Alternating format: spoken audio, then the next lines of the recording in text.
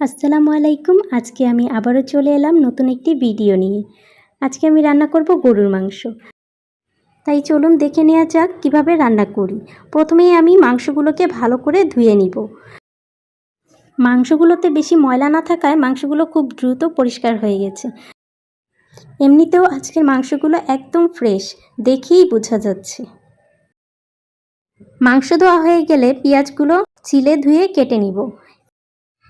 যে কোনো মাংসতেই পেঁয়াজের পরিমাণটা বেশি দিলে ঝোলটা অনেকটা ঘন হয় আর খেতেও ভালো লাগে।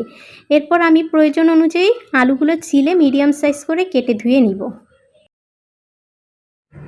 এরপর যে পাত্রে রান্না করব সেখানে প্রথমে দিয়ে দিব পেঁয়াজ কুচি। পেঁয়াজ কুচি দিয়ে দেওয়ার পর পেঁয়াজ ও জিরা ব্লেন্ড করে দিব। কাঁচা জিরা বাটা দেওয়ার ফলে মাংসের স্বাদটা আরও দ্বিগুণ বেড়ে যাবে। এরপর দিয়ে দিব পরিমাণ মতো আদা রসুন বাটা। এরপরে দিয়ে দিব পরিমাণ মতো হলুদের গুঁড়া। আপনাদের মাংস অনুযায়ী আপনারা হলুদের গুঁড়াটা দিয়ে দিবেন।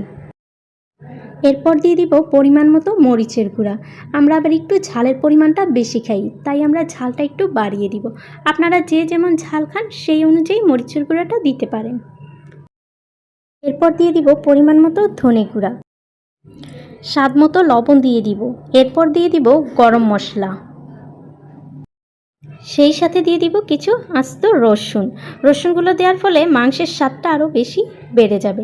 এরপর পরিমাণ মতো তেল দিয়ে ভালো করে মশলাটাকে মাখিয়ে নিব।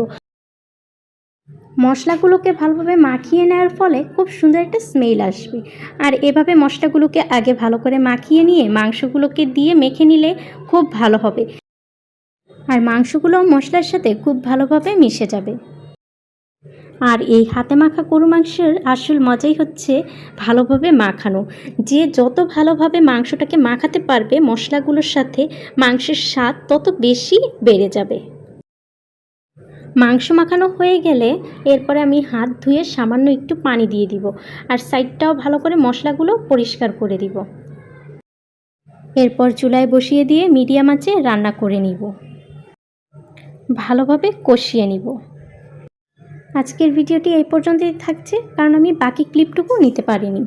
যদি ভালো লেগে থাকে তাহলে লাইক, কমেন্ট, শেয়ার করে পাশে থাকবেন।